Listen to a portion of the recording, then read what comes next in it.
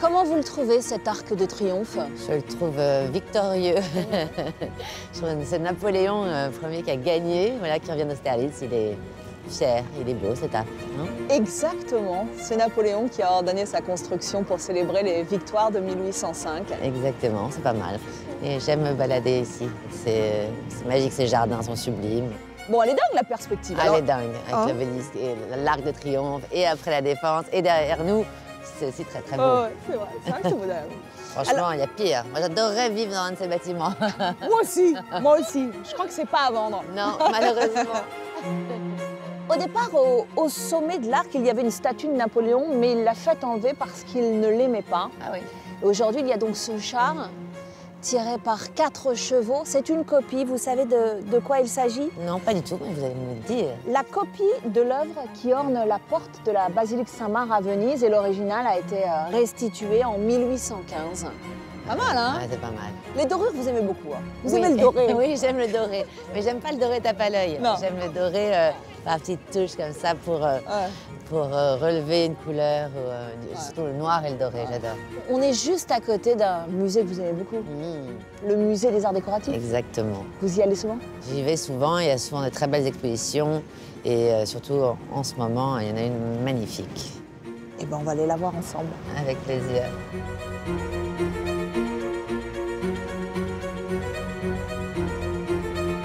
Bonjour Sarah Lavoine. Bonjour Valérie. Bienvenue dans votre Paris des Arts. Merci. En quelques années, vous avez conquis le monde de la décoration. Vous avez imposé votre style, vos couleurs, votre marque bien au-delà de nos frontières. On va parler évidemment dans cette émission de vos dernières réalisations, de vos envies aussi. Mais avant, je vous propose qu'on aille visiter ensemble cette grande rétrospective consacrée à Gio Ponti. Avec joie. On y va? Il incarne l'élégance milanaise. Paris rend hommage à Gio Ponti à travers une grande rétrospective au Musée des Arts Décoratifs. Plus de 500 pièces, certaines n'ayant jamais été exposées, nous permettent de découvrir l'étendue de ses talents, de l'architecture au design industriel, du mobilier au luminaire en passant par l'orfèvrerie. Je sais qu'on dit que Ponti est le Corbusier italien. Pourquoi? Quel est son apport au design et à l'architecture? Alors, ils sont très différents, ils ont une génération relativement proche, mais c'est surtout parce que c'est un homme qui en fait a travaillé pendant près de 60 ans, ce qui est assez colossal, il faut bien le dire, en termes d'amplitude de création. Et c'est vrai qu'un peu à l'image de Le Corbusier, c'est quelqu'un qui a aussi beaucoup écrit sur l'architecture, beaucoup écrit sur le design, sur la maison, et qu'il a eu une influence considérable dans la mesure où tout ce qu'il a fait a eu un impact dans l'avènement du design italien tel qu'on le connaît aujourd'hui.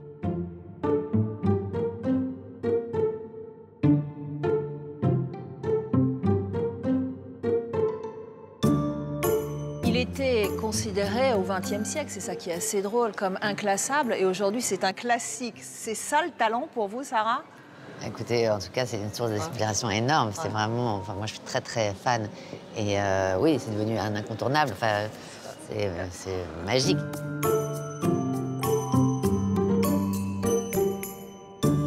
Donc cette fameuse maison à l'italienne, à quoi elle ressemble? C'est le sens de la lumière. Pour lui, c'est fondamental. L'idée qu'on peut à la fois être très structuré et en même temps ne jamais oublier à la fois, la poésie et le confort. Il doit y avoir des effets de surprise, on doit savoir ménager des espaces d'intimité, des espaces de réception. Donc elle est là, la super leggera, c'est ça? Elle est là. Ça, c'est vraiment toute l'expression du talent de Ponti. Cette idée à la fois que le confort ne doit pas jamais se détacher de l'élégance. Et après, le détail d'ordre pratique qui est, en plus, une chaise, on a envie de pouvoir la déplacer facilement. Et donc, quand elle fait 1,5 kg ou 1,7 kg, même un enfant peut la déplacer.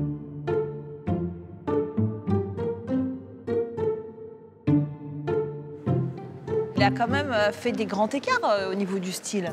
Et ce qui est très beau, comme beaucoup de grands artistes, très productifs et très prolifiques, c'est qu'à la fin de sa vie, il continue encore inlassablement à se poser des questions sur, notamment là, l'ensemble de ces pièces-là, c'est comment peut-on créer un univers de décoration à des prix modérés et que dans un espace relativement restreint, on puisse avoir des meubles de plusieurs fonctionnalités sans être surenvahi et mal le vivre. Et ça, je trouve ça assez touchant parce que cette foi comme ça de créativité, il la garde toute sa vie.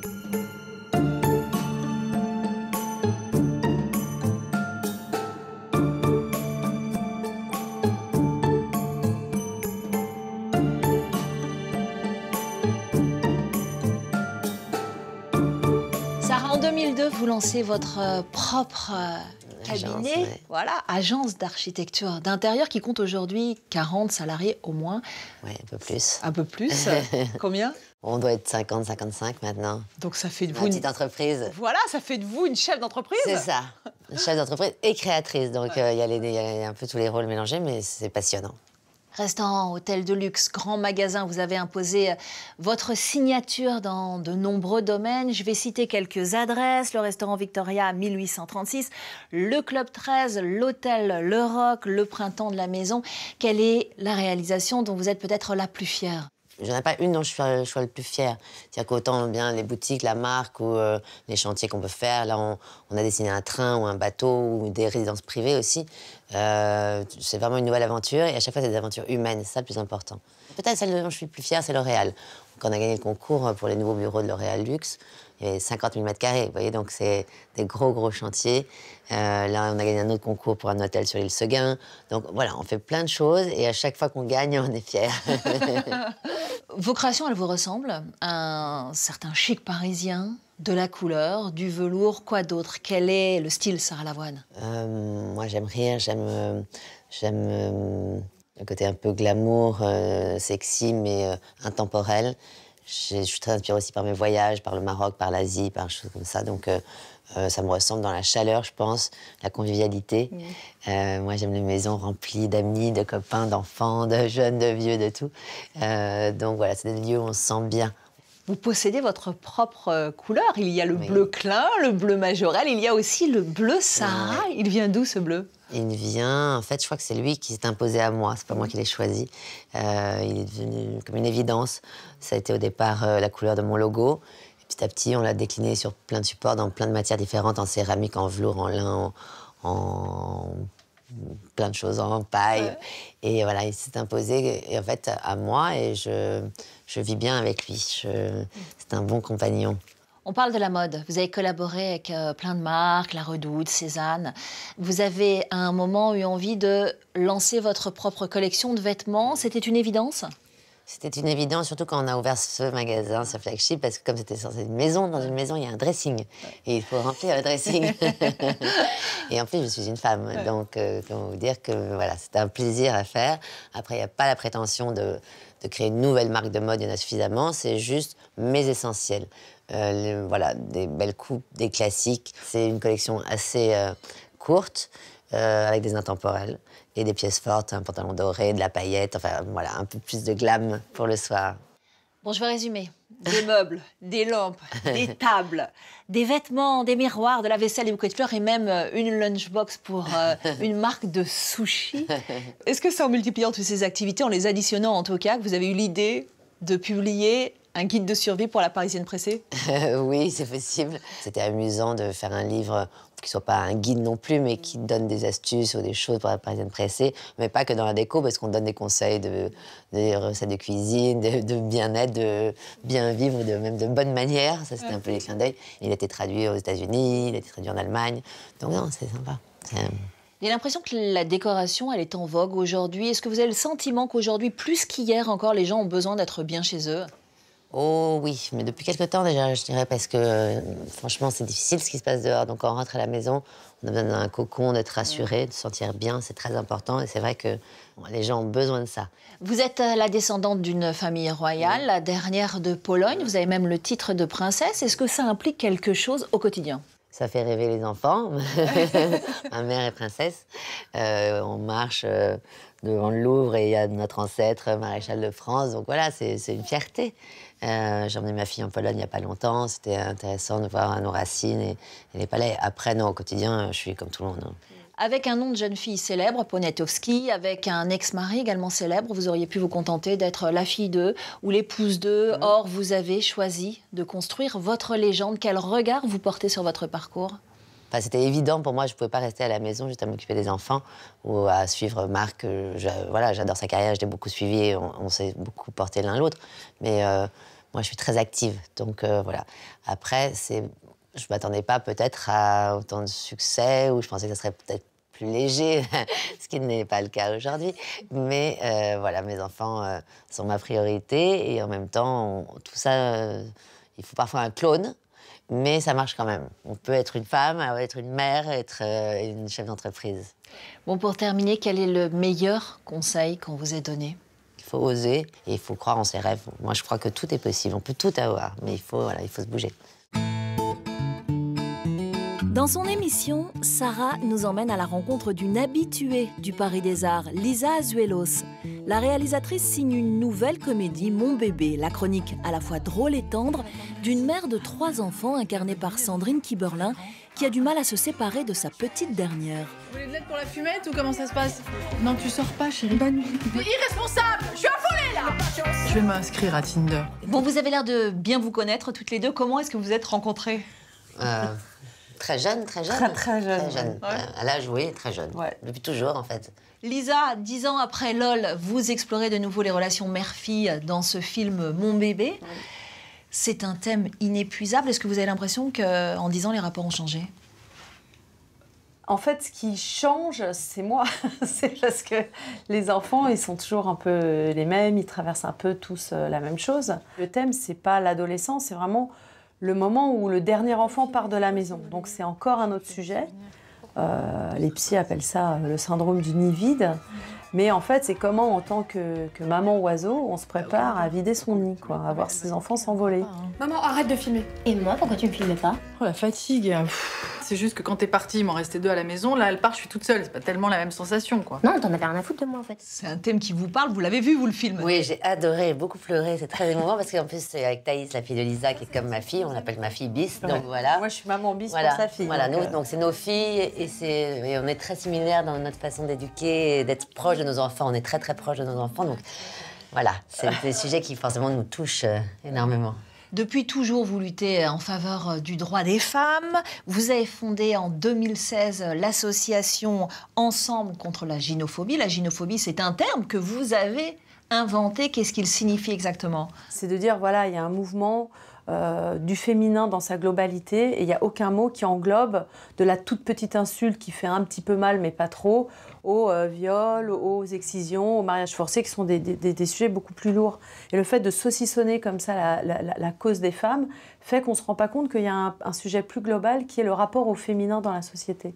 Le mouvement MeToo, vous l'avez évidemment suivi de très près. 1 an après, vous avez décidé de poser vos caméras dans des lycées, dans des collèges pour aller recueillir la parole des jeunes. Vous vous apprêtez donc à monter un documentaire qui s'appelle YOLOVE, c'est ça? Voilà. YOLOVE. Alors YOLO, ça veut dire You Only Live Once, ça veut dire on n'a qu'une vie, c'est un peu le carpe diem en mode MDR, quoi.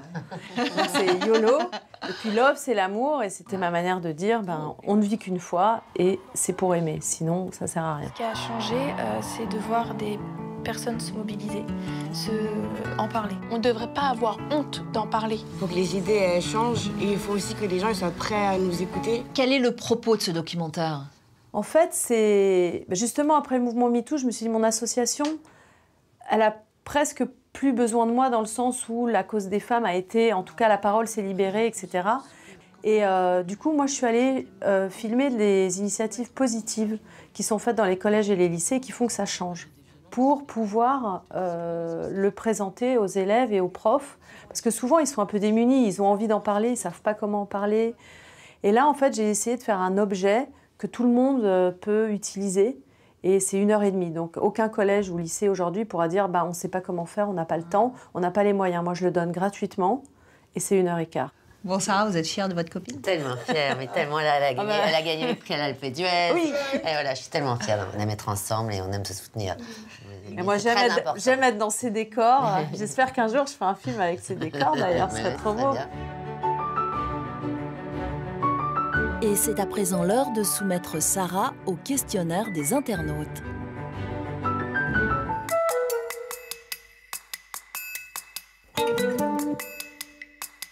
Alors moi, je suis très anti-tendance. Je ne suis pas bonne pour les tendances, puisque je travaille vraiment sur la longueur. Mais je dirais, en tout cas pour nous, on a une Blue Collection, donc c'est vraiment tout le mélange de bleu, des matières nobles, des velours.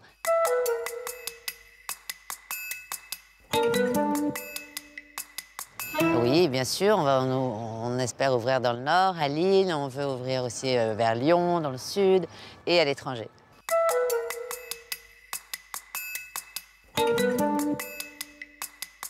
La prochaine couleur Sarah Lavoine, c'est le bleu Broadway. C'est un nouveau bleu qui est presque noir, mais qui reste bleu.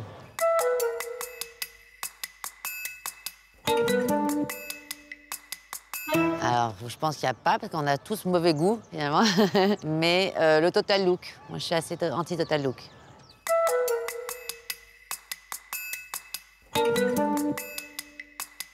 Ma première source d'inspiration, c'est tout ce que vous avez autour de vous. Voilà, il n'y a pas mieux.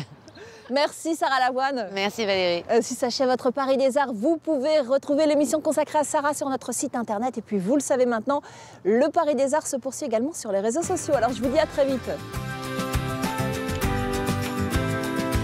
Moi j'adore regarder en l'air, je regarde même dans Paris. Ah. Perfect. Welcome. Sarah Lisa, France 24, première, ouais.